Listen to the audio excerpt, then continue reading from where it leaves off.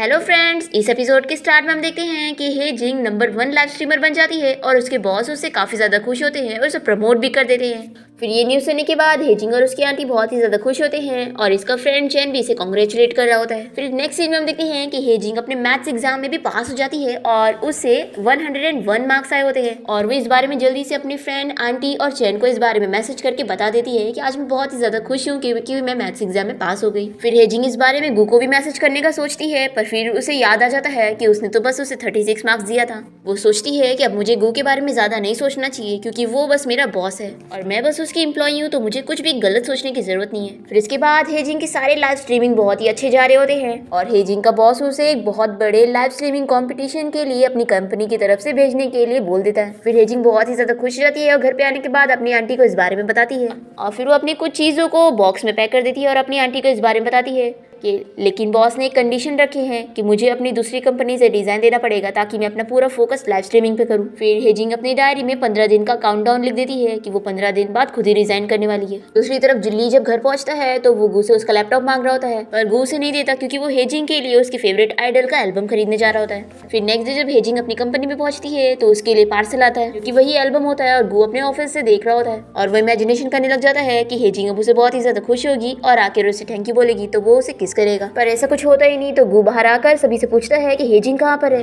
और तभी गू को पता लगता है कि जो उसने एल्बम हे जिंग के लिए लिया था वो उसने सीसी को दे दी और ये देखकर गू बहुत ही ज्यादा गुस्सा हो जाता है और तभी इतने में इसे पुलिस स्टेशन से कॉल आती है। फिर वो जब यहाँ पहुंचता है तो पुलिस ऑफिसर उसे बताते हैं कि एक चोर हे जिंग का कैमरा लूटने की कोशिश कर रहा था पर उसने उसे फाइट करी और नहीं दी। फिर यहाँ पर गू साइन करता है और हे जिंग के साथ बाहर आ जाता है और वो बाहर आते ही कहने लग जाती है कि मैं अपने घर खुद चली जाऊंगी। तो गू इसे कुछ नहीं कहता और इसके पास आकर इसे देखने लगता है। तो हे जिंग सोचती है कि आखिर बॉस क्या चाहते हैं और फिर वो जाने लग जाती है। तो गू से कहता है कि चुपचाप से कार में बैठो और फिर दोनों कार से जा रहे होते हैं और गुई से कहता है कि चलो मैं तुम्हें हॉस्पिटल लेके चलता हूँ, पर हे जिंग कहती है कि नहीं मैं बिल्कुल ठीक हूँ और फिर गुई से बताने जा रहा होता है कि एक्चुअली जो एल्बम तुमने सीसी को दे दी हो वो मैंने तुम्हारे लिए खरीदा था। और तभी गू देखता है कि हे जिंग तो सो चुकी है।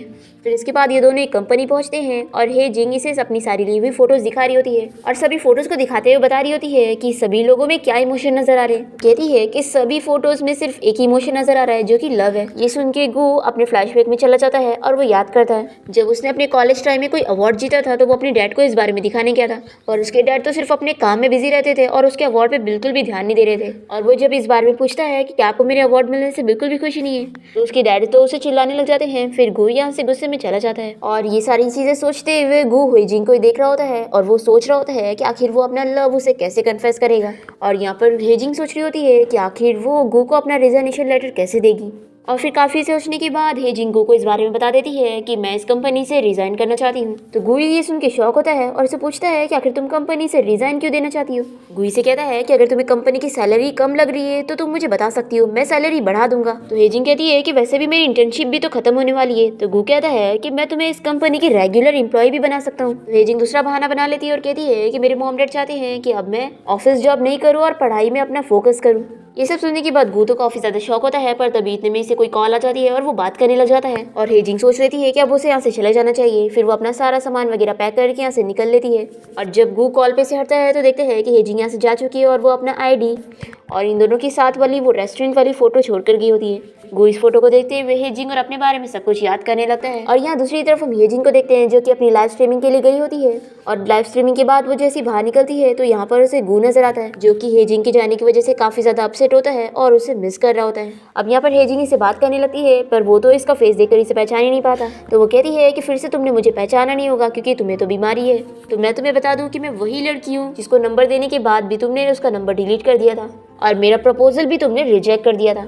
अब यहाँ पर हे जिंग इससे बातें करने लग जाती है पर वो तो इसमें बिल्कुल भी इंटरेस्ट नहीं लेता और कार से यहाँ से चला जाता है।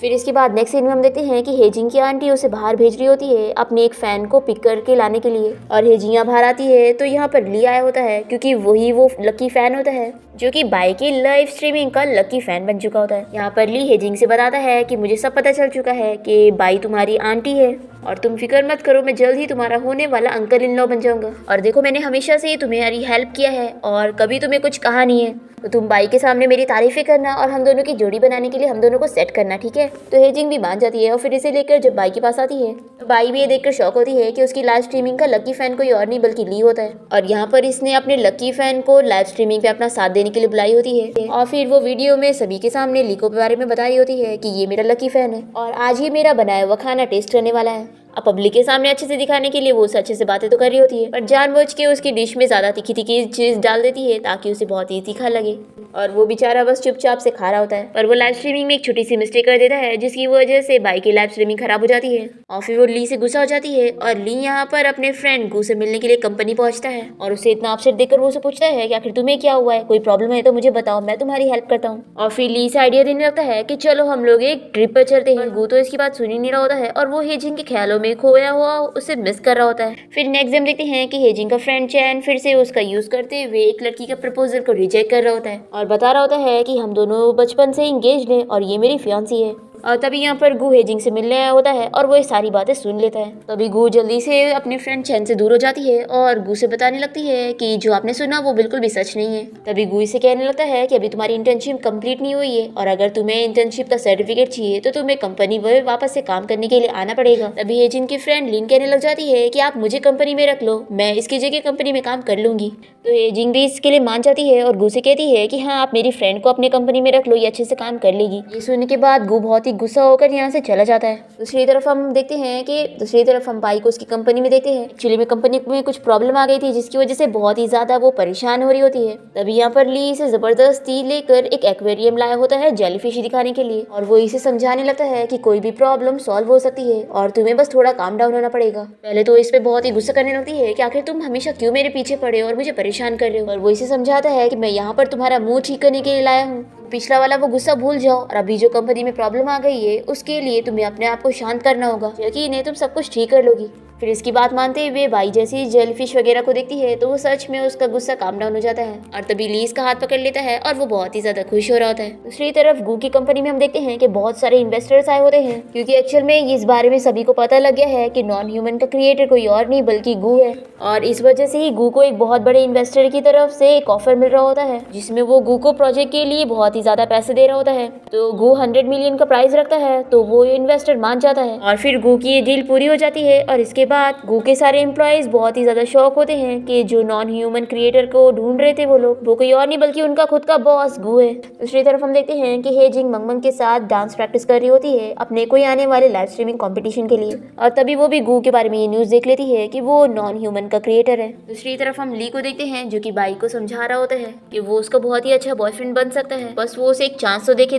तभी इतने में यहाँ पर बाई का एक्स बॉयफ्रेंड आ जाता है और इसका और बाई का यहाँ पर झगड़ा हो जाता है और ये इसके बारे में काफी सारी बुरी बुरी चीजें कहने लग जाता है और कहता है कि तुम्हारे इसी रूड बिहेवियर की वजह से तुम्हारे कोई भी बॉयफ्रेंड टिकते नहीं है और सब तुम्हें छोड़कर चले जाते हैं क्योंकि तुम तो ऐसी लड़की हो जिसे किसी की भी जरूरत नहीं है ना। तभी ली को ये सुनकर बहुत ही गुस्सा आता है कि ये आखिर ऐसे कैसे बाई की बुराई कर सकता है और वो इसे पंच मारने लगता है। ये इसके बारे में और भी कहने लगता है कि अच्छा मेरे से जब तुम डेट कर रही थी तो मुझे चीट कर रही थी और तुम पहले से एक लड़का ढूंढ के रखी थी। ली तो इसे और फाइट करने लग जाता है और फिर इसके बाद बाई ली को अपने घर ले आती है और उसकी सारी चोट पर मेडिसिन लगा रही होती है और उससे कहती है कि आखिर ऐसे फाइट करने की क्या जरूरत थी। तो वो तो जल्दी से उसे हक कर लेता है और कहता है कि देखो मुझे इतनी ज्यादा चोट आई है तो थोड़ा देर मुझे हक करे रहने दो। और फिर वो जब मेडिसिन लगा रही होती है तो वो उसे बस देखे जा रहा होता है और कहता है कि मैं तुम्हें प्रोटेक्ट करना चाहता हूँ, तुम बस मुझे एक चांस तो देके देखो।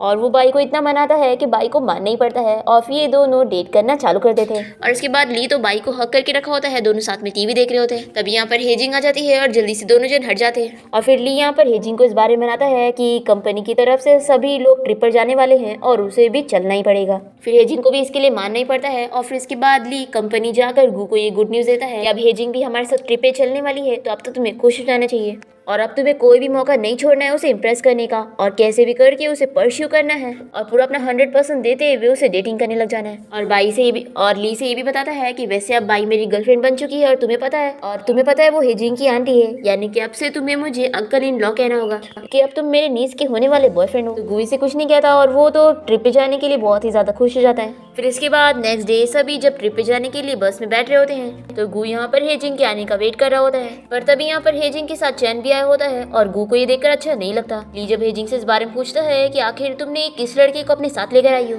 तो हेजिंग कहती है कि आपने कहा था ना कि मैं अपनी फैमिली को भी अपने साथ ला सकती हूँ, तो ये मेरा चाइल्डहुड फ्रेंड है और ये भी मेरे साथ ट्रिप पर चलेगा। और गू ये देखकर बहुत ही ज्यादा अपसेट हो जाता है कि आखिर अब वो हेजिंग के साथ ज्यादा टाइम कैसे स्पेंड करेगा। अब इसके बाद बस में हम देखते हैं कि तो ली तो बाइक के साथ बैठा होता है और उसके साथ बहुत ही ज्यादा रोमांस करने में लगा होता है और गू बेचारा अकेले बैठ के देख रहा होता है कि हेजिंग तो अपने फ्रेंड के साथ कितनी सारी बातें कर रही है, दोनों एक दूसरे के साथ कितनी ज्यादा मजाक मस्ती कर रहे हैं। और यहाँ पर चैन हेजिंग से पूछ रहा होता है कि आज लाइव स्ट्रीमिंग के लिए अच्छे से रेडी हो जाना और हम दोनों को टाइम पर रूम में जाना होगा। तो हेजिंग भी कहती है कि तुम फिक्र मत करो, इसीलिए तो मैंने तुम्हें अपने साथ लेकर आई हूँ। और ली को भी अपने फ्रेंड गू के लिए बुरा लग रहा होता है कि वो तो यहाँ पर हेजिंग और उसे सेट करना चाहता था, पर इसका फ्रेंड चैन तो बीच में आ गया। अब यहाँ पर गू कोई बहाना बना के चैन से कह रहा होता है कि मुझे तुमसे सीट एक्सचेंज करनी है, पर चैन तो नहीं मानता। तो हेजिंग इसे कहती है कि एक काम करते बॉस, आप यहाँ पर बैठ जाओ, मैं कहीं और बैठ जाऊंगी। और फिर इन दोनों की लड़ाई रोकने के लिए हेजिंग तुरंत यहाँ से उठ के चली जाती है और बेचारा गू यहाँ पे बैठ जाता है। वैसे तो उसका प्लान था कि उसे हेजिंग के साथ बैठना है। फिर रात में हम देखते हैं कि सभी रिजॉर्ट में पार्टी कर रहे होते हैं और यहाँ पर हेजिंग अपने फ्रेंड चैन के साथ सिंगिंग कर रही होती है और ये सब देखकर गू को बहुत ही ज्यादा जेलसी होती है। और फिर इसके बाद गू बाथरूम में जाकर गाना गाने लगता है और वो प्रैक्टिस कर रहा होता है कि आखिर वो हेजिंग के साथ कैसे गाना गाएगा। बिल्ली बाहर से इसका गाना सुनने लगता है और फिर गू जब बाहर आता है तो ली इसका मजाक उड़ाने लगता है कि तू तो सच में कितना ज्यादा बदल चुका है। फिर इसके बाद हम देखते हैं कि गू हेजिंग को सिंगिंग के लिए इनवाइट करता है और फिर दोनों ही साथ में बहुत ही अच्छे से सिंगिंग करने लग जाते हैं और ये देखकर चैन को जेलसी हो रही होती है और वो एक कैन उठाकर हेजिंग को देने लग जाता है। उसे कहता है कि चलो मेरे साथ ड्रिंक करो। तभी यहाँ पर बाई कहती है कि अब हमें सोने चलना चाहिए, तो मैं हेजिंग के साथ जा रही हूँ और वो उसे लेकर यहाँ से चली जाती है। फिर रात में हम देखते हैं कि हेजिंग को बहुत ही ज्यादा भूख लग रही होती है और वो यहाँ पर आकर देखती है कि सिर्फ एक ही पेस्ट्री बची है। फिर वो उसे उठाकर खाने वाली होती है। तभी यहाँ पर गू भी आ जाता है और वो कहता है कि मुझे भी बहुत ही ज्यादा भूख लगी है। फिर ये दोनों प्लानिंग करने लगते हैं कि दोनों हाफ केक खाएंगे। पर तभी चैन यहाँ पर आकर ये केक खुद ही उठा के खा लेता है और फिर थोड़ी देर बाद इस केक को खाने की वजह से उसका पेट दुखने लगता है क्योंकि ये केक काफी ज्यादा पुराना था और काफी दिन से स्टोर किया हुआ यहीं पर ही एक ही बचा था। फिर इसके बाद नेक्स्ट डे हम देखते हैं कि सभी गेम खेल रहे होते हैं और यहाँ पर चैन गू को शूटिंग के लिए साथ में शर्त लगाता है कि आखिर कौन दोनों में से जीतेगा। फिर ये दोनों गेम खेलने लगते हैं पर गू तो शूटिंग में काफी ज्यादा अच्छा होता है और वो एक ही बार में बहुत सारी चीजें गिरा देता है। फिर इसके बाद चैन बॉक्सिंग के लिए जाता है और यहाँ पर वो फिर से गू के साथ शर्त लगाता है और दोनों बॉक्सिंग करते हैं और गू तो बॉक्सिंग में भी काफी ज्यादा अच्छा होता है और इसे हरा देता है। फिर इसके बाद हेजिंग चैन को मेडिसिन लगा रही होती है और उसे कहती है कि आखिर तुमने बॉस के साथ शर्त क्यों लगाई थी, तुम्हें पता नहीं था कि वो शूटिंग और बॉक्सिंग में बहुत ही ज्यादा अच्छे हैं। तो चैन कहता है कि अगर मुझे इस बारे में पहले से पता होता ना तो मैं उसे कभी शर्त नहीं लगाता। फिर इसके बाद नेक्स्ट सीन में हम देखते हैं कि गू हेजिंग को प्रपोज करने की तैयारी वगैरह कर रहा होता है और दूसरी तरफ हेजिंग तो अपनी लाइव स्ट्रीमिंग में बिजी होती है और तभी इसे गू का कॉल आने लगता है तो वो उसका कॉल कट कर देती है। फिर गू हेजिंग के लिए परेशान होने लगता है कि आखिर उसे क्या हो गया, वो कॉल भी नहीं उठा रही है। फिर वो आकर उसके रूम के बाहर नॉक करते हुए उसे आवाज देने लग जाता है और फिर हेजिंग भी परेशान होने लगती है कि आखिर लाइव स्ट्रीमिंग के बीच में गू यहाँ पर क्या कर रहा है। तभी यहाँ पर हेजिंग की आंटी सब संभालने के लिए बाहर निकलती है और गू इनसे हेजिंग के बारे में पूछने लगता है। तो ये बताती कि अरे हेजिंग अभी बिजी है, अभी वो कॉल पर अपनी फ्रेंड से बातें कर रही है और वो अभी इतनी जल्दी तुमसे बात नहीं करेगी। फिर गू तो बहुत ही ज्यादा अपसेट हो जाता है। नेक्स्ट डे हम देखते हैं हेजिंग बाई के साथ ब्रेकफास्ट कर रही होती है और तभी ली गू से कहता है कि अरे जा तू अपना लव कन्फेस कर दे। तो उसकी बात मानते हुए गू हेजिंग के पास आकर उससे अपना लव कन्फेस कर देता है। वो तो काफी ज्यादा शॉक हो जाती है। तभी ली भी गू की साइड लेते हुए हेजिंग से कहता है कि मेरा फ्रेंड गू बहुत ही ज्यादा सीरियस है तुम्हारे लिए और ये तुमसे कोई मजाक नहीं कर रहा है। फिर गू भी कहने लगता है कि हाँ मैं तुम्हें बहुत ही ज्यादा लाइक करता हूँ। अभी इतने में चैन भी ये सब सुन लेता है और वो कहता है कि अगर तुम सच में उसे इतना ज्यादा लाइक करते हो तो आखिर तुमने उसे बस 36 पॉइंट क्यों दिया था। गू सुन के शौक होता है, पूछता है कि आखिर तुम ये क्या कह रहे हो। तो चैन हेजिंग से कहता है कि इसे बताओ कि इसे क्या नहीं समझ आ रहा है। तो हेजिंग बताती है कि बॉस जब मैं एक दिन आपके ऑफिस में गई थी तो मैंने एक नोट देख ली थी जिसमें आपने बस मुझे 36 पॉइंट दिए हुए थे। ली ये सुनकर कहता है कि अरे तूने सारी अपनी चीजें ऑफिस में छोड़ के रखता है क्या। तभी चैन से पूछने लगता है कि अब बताओ मुझे कि आखिर तुमने इसे 36 पॉइंट क्यों दिया। फिर गुजे बताने लगता है कि मैंने ये सारे पॉइंट सही से सोच समझ के दिया हूँ, लेकिन मैं सच में हेजिंग को लाइक करता हूँ। इस पर हेजिंग की आंटी बाई को गुस्सा आ जाता है और वो इसे कहती है कि तुम क्या बकवास कर रहे हो, तुमने इतनी ज्यादा हेजिंग की बेइज्जती कर दी हो कि मैं भी अब तुम दोनों के रिश्ते के लिए रेडी नहीं होंगी। और वो तुरंत ही हेजिंग को लेकर यहाँ से रूम में चली जाती है और फिर बाई भी हेजिंग को समझाती है कि वो तुम्हारे लिए सही नहीं है, इसलिए मुझे नहीं लगता कि तुम दोनों को डेट करना चाहिए क्योंकि अब मैं भी तुम दोनों के रिलेशनशिप के लिए रेडी नहीं हूँ। फिर इसके बाद ये सभी ट्रिप से वापस आ जाते हैं और गू हेजिंग के रिजेक्शन की वजह से बहुत ही ज्यादा अपसेट होता है और तभी अचानक से गू को सीसीटीवी फुटेज का याद आता है और वो जल्दी से उसी दिन का सीसीटीवी फुटेज चेक करता है जिस दिन हेजिंग इसे घर छोड़ने आई थी। वो काफी ड्रंक था और वो सारी चीजें भूल चुका था। अब यहाँ पर वो वीडियो में देखता है कि उसमें तो हेजिंग गू से बता देती है कि वो उसे बहुत टाइम पहले से लाइक करती है और ये वीडियो देखने के बाद गू इतना ज्यादा खुश हो जाता है कि हेजिंग तो सच में उसे बहुत ज्यादा लाइक करती है। अब तभी ली यहाँ पर आकर इसे ऐसा हंसता हुआ देखकर एकदम ही शॉक हो जाता है और सोचता है कि लगता है ये अब सदमे में पागल हो चुका है। इसे कंफर्ट करने लग जाता है कि कोई बात नहीं, तू रिजेक्ट हो गया तो क्या हुआ, तू अभी भी अपनी पूरी कोशिश कर। गू तो हंसे जा रहा होता है, ऐसे कहता है कि तू मेरी फिक्र मत कर, मैं तो बिल्कुल ठीक हूँ। और ऐसा बोलते हुए वो इस वीडियो को देखते हुए अपने रूम में चला जाता है। फिर इसके बाद गू अपनी प्लानिंग्स करने लगता है कि आखिर वो कैसे हेजिंग को परस्यू करेगा और वो सारी इमेजिनेशन भी करने लगता है। फिर इसके बाद हम देखते हैं कि हेजिंग अपने कॉलेज की तरफ से एक इवेंट में गई होती है जहाँ पर सभी को परफॉर्म करना था और यहाँ पर हेजिंग को सिंड्रेला की ड्रेस काफी ज्यादा पसंद आ रही होती है, तो वो ड्रेस ट्राई कर लेती है और वो गू को अपना प्रिंस इमेजिन करते हुए डायलॉग्स वगैरह बोलने लगती है। और तभी इतने में गू यहाँ पर पहुंच जाता है और हेजिंग को गिरने से बचा लेता है। अब यहाँ पर गू हेजिंग से कहता है कि क्या तुम मेरे साथ डेट पर चलोगी, तो वो तो बहुत ही ज्यादा खुश हो जाती है और हाँ कह देती है। गू इसे बता देता है कि मैंने उस दिन की सारी सीसीटीवी फुटेज देख लिया और मुझे पता चल गया है कि तुम भी मुझे बहुत ज्यादा लाइक करती हो। और गू हेजिंग को फिर से प्रपोज करता है कि मैं तुम्हें सच में बहुत ज्यादा प्यार करता हूँ। फिर हेजिंग भी इसकी बात मान लेती है और फिर ये दोनों डेट करना स्टार्ट करते हैं और दोनों साथ में हाथ पकड़ के यहाँ से जा रहे होते हैं। और फिर इसके बाद गू हेजिंग को उसके घर के पास छोड़ ही रहा होता है और दोनों एक दूसरे को गुड बाय कह ही रहे होते हैं कि तभी ये लोग एक कपल को देखते हैं जो कि हक कर रहे थे, तो उन लोग को देखकर सीखते हुए ये दोनों हक करने लग जाते हैं। और फिर उन कपल को किस करते हुए देखकर गू भी हेजिंग को किस करने जाता है। पर तभी यहाँ रास्ते में हेजिंग की मैथ्स टीचर मिल जाती है जो कि उसकी बहुत ज्यादा तारीफ करती है कि मैथ्स में वो कितनी ज्यादा इंप्रूव हो गई और उसके अब 100 से ऊपर मार्क्स आए। और हेजिंग की टीचर गू को देखकर कहती है कि अच्छा तुम तो वही हो ना हेजिंग के अंकल, और वो गू से भी हेजिंग की तारीफ करती है। और फिर टीचर के सामने हेजिंग भी गू को बाय अंकल बोल के यहाँ से चली जाती है। फिर इसके बाद नेक्स्ट डे हम देखते हैं कि गू और हेजिंग दोनों अपना अपना डेट पर जाने के लिए तैयार हो रहे होते हैं और गू याद कर रहा होता है कि उसकी मैथ्स टीचर भी उसे अंकल कह रही थी। वो सोचता है कि क्या मैं ओल्ड हो गया हूँ। फिर इसके बाद हम देखते हैं कि ली गू का लुक ही चेंज कर देता है। और फिर इसके बाद हेजिंग और गू जब एक दूसरे से मिलने पहुंचते हैं तो हेजिंग इसे नए लुक में देखकर बहुत ही ज्यादा शॉक होती है। फिर इसके बाद हम देखते हैं कि गू और हेजिंग मिलकर डेट पे जाते हैं और हेजिंग डर रही होती है कि कहीं मेरी आंटी को इस बारे में पता न लग जाए कि मैं बॉस के साथ डेट पर आई हूँ। दूसरी तरफ बाई ली के साथ होती है और तभी वो हेजिंग का पोस्ट देख लेती है और उसे सच में शक हो जाता है कि वो गू के साथ डेट पर गई है।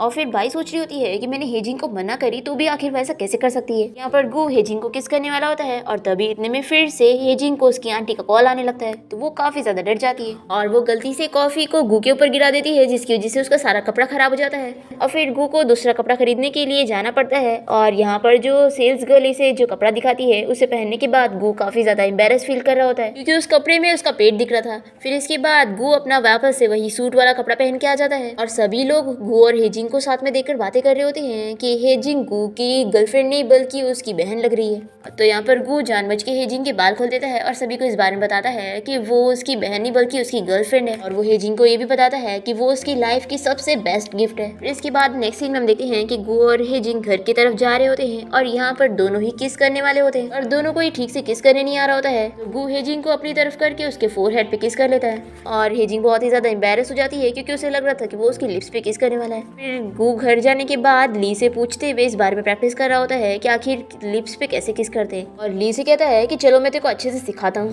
फिर नेक्स्ट सीन में हम देखते हैं कि हेजिंग अपनी लाइव स्ट्रीमिंग कर रही होती है और तभी इतने में इसे यहाँ पर गू का कॉल आता है और वो इसे कहता है कि आज तुम मेरे घर पे आ जाना, हम दोनों डिनर डेट करेंगे। फिर रात में हम देखते हैं कि हेजिंग गू के घर पे पहुंच जाती है डेट के लिए और वो बहुत ही ज्यादा खुश होती है क्योंकि सारी प्रिपरेशन बहुत ही अच्छे से थी। और फिर इसके बाद गू हेजिंग को किस करने वाला होता है, इतने में डोरबेल बज जाता है और हेजिंग जल्दी से यहाँ पर छुप जाती है क्योंकि यहाँ पर ली के साथ उसकी आंटी बाई भी आई होती है। और तभी बाई गू के घर में वो शॉर्ट ड्रेस देख लेती है और उसे पूछने लगती है इस बारे में, तो वो तो बहुत सारे बहाने सोचने लगता है क्योंकि यहाँ पर ये ड्रेस ली ने रखा हुआ था। फिर इसके बाद बाई यहाँ से जाने वाली होती और फिर हेजिंग की रिंगटोन यहीं पर बजने लगती है और आंटी बाई को पता लग जाता है कि ये दोनों डेट कर रहे हैं। फिर गू सामने से कह भी देता है कि हाँ हम दोनों एक दूसरे को डेट कर रहे हैं और गू बाई को बताता है कि मैं हेजिंग को सच में बहुत ही ज्यादा लाइक करता हूँ। तो यहाँ पर बाई हेजिंग को समझाने लगती है कि मैंने तो तुम्हें बोली थी ना कि तुम और ये कभी डेट नहीं कर सकते। और फिर बाई जबरदस्ती हेजिंग को यहाँ से लेके जाने लगती है। तभी ली गू की हेल्प करने के लिए जल्दी से बाई को लेकर यहाँ से लेके जाने लगता है और यहाँ पर गू और हेजिंग अकेले हो जाते हैं और फाइनली ये दोनों की किस हो जाती है। यहाँ पर ली बाई को समझा रहा होता है कि गू सच में उसे लाइक करता है और वो दोनों सीरियस हैं। फिर इस बारे में फिर से गू बाई को समझाता है तो इस बार वो समझ जाती है और फिर वो इन दोनों के रिलेशनशिप के लिए इन लोगों को एक चांस दे देती है। और फिर इसके बाद हम हेजिंग की फ्रेंड लिन को देखते हैं जो कि अब हेजिंग की जगह गू की कंपनी में काम करने पहुंच जाती है और यहाँ पर वो बार बार गू को परस्यू करने की कोशिश कर रही होती है, पर वो तो इसे बिल्कुल भी भाव नहीं दे रहा होता है। फिर यहाँ पर जो ऑफिस की छुट्टी होने के बाद वो लिफ्ट से जाने वाला होता है, तभी वो यहाँ पर आकर उसका हाथ पकड़ लेती है। तभी यहाँ पर हेजिंग इसे देख लेती है और वो जल्दी से जाकर गू का हाथ पकड़ती है और लिन से कहती है कि तुम इससे दूर रहो, ये मेरा बॉयफ्रेंड है। फिर लिफ्ट में जाने के बाद गू इसे कहता है कि मेरा हाथ छोड़ो, मैं तुम्हारा कोई बॉयफ्रेंड नहीं हूँ। फिर इसके बाद नेक्स्ट डे हम देखते हैं कि गू हेजिंग के साथ उसके कॉलेज आया होता है और यहाँ पर चैन गू को बास्केटबॉल मैच के लिए इन्वाइट करता है। तो गू भी इसे हाँ कह देता है और वो जाने लगते हुए अपना कोट हेजिंग को पकड़ा देता है और इसकी फ्रेंड लीनी से कोट मांगकर खुद ही पहन लेती है, क्योंकि इसे तो पता ही नहीं होता कि वो दोनों तो एक दूसरे को डेट कर रहे हैं। और ये इसे कह रही होती है कि मैं बॉस को परस्यू कर रही हूँ। वैसे तो हेजिंग उससे कोट लेना चाह रही होती है, पर वो उसकी फ्रेंड है करके वो ले नहीं पाती।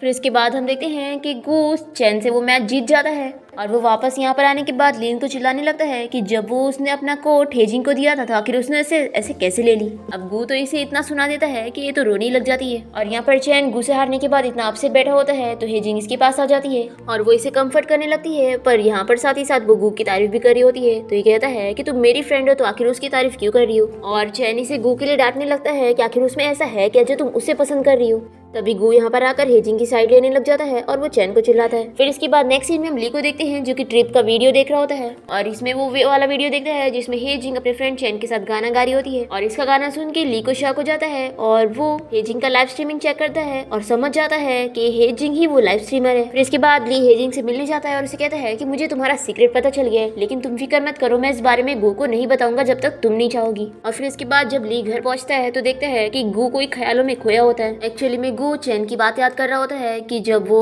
हेजिंग से कह रहा था कि उसे कोई उसका सीक्रेट पता है, तो यहाँ पर गू सोचता है कि आखिर हेजिंग का ऐसा कौन सा सीक्रेट है जो उसे नहीं पता, जबकि वो तो उसका बॉयफ्रेंड है और चैन को पता है जबकि वो तो बस उसका फ्रेंड है। दूसरी तरफ हम ली को देखते हैं जो कि बाई को झूठ बोल के ट्रिप पे लाया होता है। वो उसे कह रहा होता है कि हमारा क्लाइंट मान नहीं रहा है तो हमें उसे मनाने के लिए चलना है। फिर इसके बाद जब इस बारे में बाई को पता लग जाता है कि ली उसे झूठ कह रहा था, वो उसे चिल्लाने लगती है कि तुम्हें पता है मैं क्लाइंट के लिए कितना ज्यादा परेशान हो रही थी। तो ली कहता है कि मैं तुम्हें सरप्राइज देना चाहता था और वैसे भी अगर मैं तुमसे डायरेक्टली पूछता तो तुम ट्रिप पे आने के लिए मेरे साथ नहीं मानती। पर ये तो इसे चिल्लाई जा रही होती है और कहती है कि तुम बहुत ही ज्यादा चाइल्डिश हो और अगर तुम ऐसी करोगे तो हम दोनों का रिलेशनशिप ज्यादा दिन तक नहीं टिक पाएगा। और फिर इसके बाद बाई गुस्से में अपने घर पहुंच जाती है और यहाँ पर गू से मिलने आता है। तो बाई से कहती है कि अगर तुम ली के बारे में बात करने आए हो तो मुझे कोई बात नहीं करनी। तो गू इसे कहता है कि मैं यहाँ पर हेजिंग के बारे में बात करने आया हूँ और वो इसे पूछने लगता है कि आखिर हेजिंग का ऐसा कौन सा सीक्रेट है जो सब कोई जानता है लेकिन मैं नहीं जानता हूँ। तो बाई से कह देती है कि ये तो मैं तुम्हें नहीं बता सकती हूँ, तुम्हें हेजिंग से खुद पूछना होगा। फिर गू तो इस बारे में सोच में पड़ा होता है कि आखिर वो ऐसा कौन सा सीक्रेट है। फिर इसके बाद जब वो अपने कंपनी में होता है तभी यहाँ पर वो हेजिंग से मिलता है जो कि अपने लाइव स्ट्रीमर वाले लुक में होती है। फिर वो इसे बात करने लगता है और इसे पूछता है कि तुम तो हेजिंग की बहुत ही अच्छी फ्रेंड हो ना, और वो उसी से ही उसके सीक्रेट के बारे में पूछ रहा होता है। और हेजिंग सोच में पड़ी होती है कि आखिर मैं इसे कैसे बताऊंगी कि मैं ही दोनों हूँ। फिर ये कह देती है कि हाँ मुझे हेजिंग के सीक्रेट के बारे में पता है। तो ये कहता है कि ठीक है, फिर हम इस बारे में बाद में मिलकर बात करेंगे।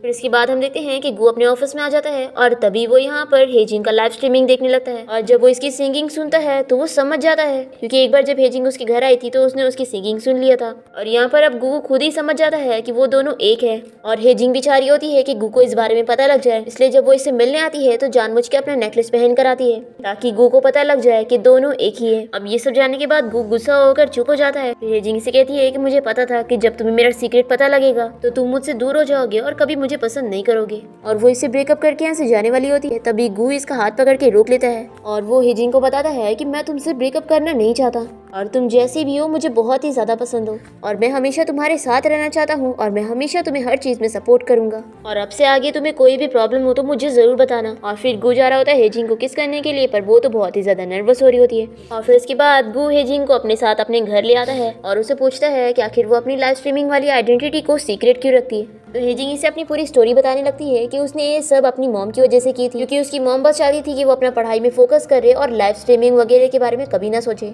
और गू तो ये सब जानने के बाद हेजिंग को और भी ज्यादा सपोर्ट कर रहा होता है। फिर इसके बाद नेक्स्ट डे हम देखते हैं कि हेजिंग का लाइव स्ट्रीमिंग स्टार्ट होने वाला होता है और गू पहले ही अपना सारा काम साइड पे रख के हेजिंग का लाइव स्ट्रीमिंग देखने के लिए बैठ जाता है और ली भी चुपके से ये सब देखते हुए बहुत ही ज्यादा खुश हो रहा होता है और फिर वो भी इसके साथ बैठ कर लाइव स्ट्रीमिंग देखने लग जाता है। और गू ने आज सोच लिया था कि वो आज हेजिंग की वीडियो में बहुत ही ज्यादा लाइक करने वाला है और वो इतना ज्यादा लाइक कर देता है कि हेजिंग फर्स्ट पोजीशन पर आ जाती है। और फिर लाइव स्ट्रीमिंग कंप्लीट होने के बाद हेजिंग यहाँ पर गू से मिलने आती है और उसके हाथ को कंफर्ट करने की कोशिश करी होती है क्योंकि उसने इतने ज्यादा लाइक दबाया था। तभी ये दोनों किस करने लगते हैं और ली इन दोनों को देख के शर्मा के भाग जाता है। फिर नेक्स्ट डे हम देखते हैं कि हे जिंग गू और ली के साथ पार्क में घूमने आई होती है। तभी ली के कहने पर वो अपनी आंटी को कॉल करके यहाँ पर घूमने के लिए बुला देती है और कहती है कि मैं यहाँ पर अकेली हूँ। फिर बाई जब यहाँ पर पहुंचती है तो वो ली के ऊपर गुस्सा करने लगती है कि आखिर उसने हेजिंग से ऐसा झूठ क्यों बुलवाया। फिर इसके बाद ये सभी राइड के लिए जाते हैं और बाई जानबूझ के ली को लेकर बहुत ही हार्ड वाली राइड में लेके जा रही होती है, जिसके बाद ली को उल्टी होने लगती है और हेजिंग बाई को समझाने लगती है कि ली आपको कितना ज्यादा लाइक करता है और उसी ने मुझे बहुत ही मनाया था कि मैं आपको यहाँ पर बुला लूँ। फिर इसके बाद बाई ली से बहुत ही अच्छे से बात करती है और वो तो इसे कह रहा होता है कि अब तुम मुझे कौन सी राइड पे लेके चलना चाहती हो, मंजूर है मुझे। पर वो तो इसे पैचअप कर लेती है और कहती है कि अगर तुम और गू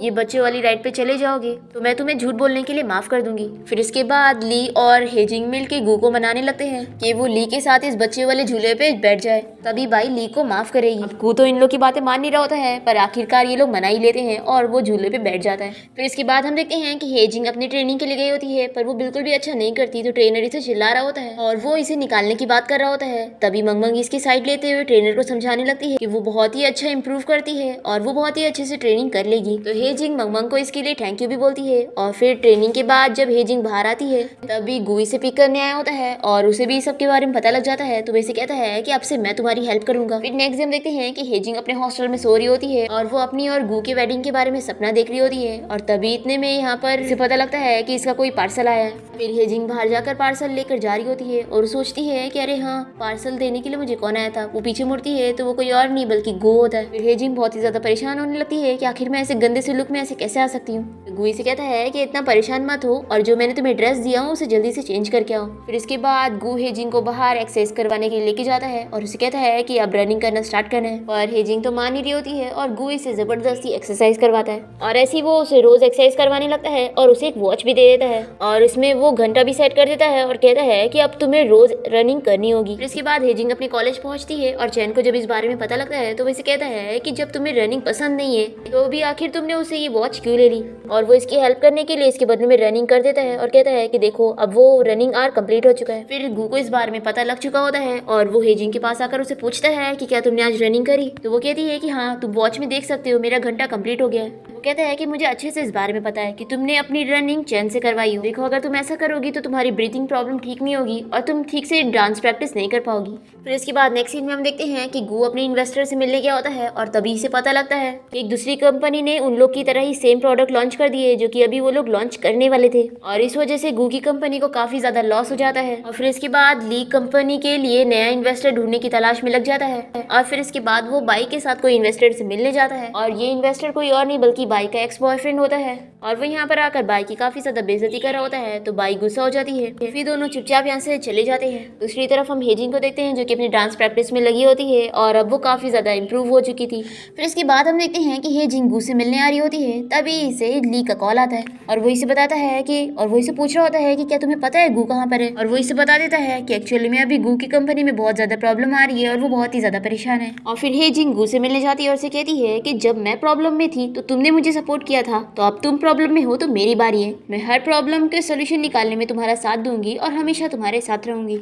और फिर हेजिंग गू का हाथ पकड़ के उसे एक जगह पे लेकर आती है और उसे कहती है कि यहाँ पर तुम अपना फ्रस्ट्रेशन निकाल सकते हो। और फिर ये दोनों जन यहाँ पर काफी इंजॉय करते हैं और गू अपना पूरा फ्रस्ट्रेशन निकाल लेता है और ये दोनों साथ में काफी सारे गेम्स भी खेलते हैं। और फिर इसके बाद गू हेजिंग के साथ मिलकर उसकी कंपनी आ जाती है और यहाँ पर ये सभी मिलकर डिसाइड कर रहे होते हैं कि आखिर ये लोग उस रोबोट को कैसे और इम्प्रूव कर सकते हैं। तो ये लोग आइडिया आता है कि क्यों ना उसमें इमोशन डाले जाए। तो ली को तो बिल्कुल भी बिलीव नहीं हो रहा होता है और वो कहता है कि आखिर हम एक रोबोट के अंदर कैसे इमोशन डालेंगे। तो गू कहता है कि मैं ये कर सकता हूँ। तो इस पर हेजिंग कहती है कि मुझे भी गू पर पूरा बिलीव है कि वो ये जरूर कर लेगा। फिर इसके बाद ये लोग अपना नया प्रोजेक्ट बनाने चालू कर देते हैं और हेजिंग भी इन लोग की हेल्प कर रही होती है और फिर आखिरकार ये प्रोजेक्ट कंप्लीट हो जाता है और गू और हेजिंग यहाँ पर रोमांस करने लग जाते हैं। तभी यहाँ पर सभी एम्प्लॉयज इन लोग को छुप कर देखकर भाग जाते हैं और फिर इसके बाद ये सभी मिलकर इस रोबोट का एक्सपेरिमेंट कर रहे होते हैं और ली इस रोबोट से पूछता है कि तुम जल्दी से गू का इमोशन चेक करके बताओ कि अभी वो क्या फील कर रहा है। तो रोबोट बता देता है कि अभी गू हेजिंग के साइड में खड़ा है तो वो काफी ज्यादा शाय फील कर रहा है। फिर ये सभी तो बहुत ही ज्यादा खुश हो जाते हैं कि आखिर इन लोग ने एक परफेक्ट रोबोट बना ही लिए। और फिर गू इस रोबोट को और टेस्ट करने के लिए किंडरगार्टन भेज देता है और गू का ये एक्सपेरिमेंट सक्सेस हो जाता है। फिर इसके बाद हम देखते हैं कि गू हेजिंग को इम्प्रेस करने के लिए फेशियल किट मंगाया होता है और उसने फेस मास्क लगाया होता है। तभी यहाँ पर हेजिंग आ जाती है और वो उसे ढूंढते हुए बाथरूम में पहुंच जाती है और उसका फेस मास्क देख लेती है। वो तो बहुत ही शर्माते हुए जल्दी से फेस मास्क निकालने लग जाता है और हेजिंग उसकी बहुत ज्यादा तारीफें करने लग जाती है कि वो बहुत ही ज्यादा हैंडसम लग रहा है। और फिर से यहाँ पर ये दोनों किस करते हैं। और आज हेजिंग गू के घर पे इसलिए आई होती है क्योंकि इन लोग की आज 100 डे एनिवर्सरी होती है और हेजिंग गू को केक का बैटर बनाने के लिए दे देती है और वो दूसरे काम में लग जाती है। और तभी यहाँ पर ली गू से उसकी कार मांगने आया होता है तो गू अपना ये काम ली को पकड़ा देता है और कहता है कि अच्छे से इस केक का बैटर बनाओ। अगर तुम केक का बैटर अच्छे से बनाओगे तभी तुम्हें ये कार का की मिलेगी। तो ली तो बहुत ही खुशी खुशी करने लग जाता है और कहता है कि सिर्फ कार के लिए मैं कर रहा हूँ, नहीं तो मैं कभी ये काम नहीं करता। तभी यहाँ पर हेजिंग आ जाती है तो ली यहाँ से तुरंत ही भाग जाता है और फिर गू और हेजिंग मिलकर अपनी 100 डे एनिवर्सरी मना रहे होते हैं। और फिर इसके बाद नेक्स्ट सीन में हम देखते हैं कि हेजिंग के घर उसकी मॉम उससे मिलने आई होती है और यहाँ पर हेजिंग और उसकी आंटी मिलकर उसकी मॉम से इस बारे में छुपाने लगते हैं कि हेजिंग एक लाइव स्ट्रीमर भी है। फिर इसके बाद हम देखते हैं कि गू और ली यहाँ पर हेजिंग की मॉम को इम्प्रेस करने के लिए पहुंच जाते हैं और आज के दिन हेजिंग की मॉम ने खाना बनाई होती है जो कि बिल्कुल भी अच्छा नहीं होता, पर बेचारे लोग को फिर भी खा खा के तारीफें करनी पड़ रही होती है। और यहाँ पर हेजिंग की मॉम को इम्प्रेस करने के लिए गू तो तीखी चीजें भी खा लेता है और ये देखकर उसकी मॉम तो नहीं पर हेजिंग बहुत ही ज्यादा इम्प्रेस हो जाती है। फिर इसके बाद गू हेजिंग को समझाता है कि अब उसे अपनी लाइव स्ट्रीमिंग में सब कुछ रिवील कर देना चाहिए ताकि उसकी मॉम को भी सब सच पता लग जाए। और गू हेजिंग को बहुत ही ज्यादा सपोर्ट कर रहा होता है तो वो अपनी लाइव स्ट्रीमिंग में अपना फेस रिवील कर देती है और वो अपनी रियल पर्सनैलिटी के बारे में भी उस सबको बताती है। और वो अपनी मॉम से कहती है कि सॉरी मॉम, आपको ये देखकर बहुत ही ज्यादा बुरा लगा होगा, लेकिन ये मेरा ड्रीम था लाइव स्ट्रीमर बनना और अब मैं बन चुकी हूँ। और गू ने यहाँ पर हेजिंग की मॉम को बुलाया होता है और हेजिंग की मॉम गुस्सा होकर यहाँ से जा रही होती है। हेजिंग अपनी मॉम को काफी मनाती है और गू भी से सपोर्ट कर रहा होता है तो हेजिंग की मॉम मान जाती है। और फिर हम देखने लगते हैं कि हेजिंग और गू के बीच में सब कुछ अच्छा चल रहा होता है और गू उसका काफी अच्छे से ख्याल रख रहा होता है। और इसी के साथ ही हमारे इस ड्रामा की हैप्पी एंडिंग यहाँ पर हो जाती है।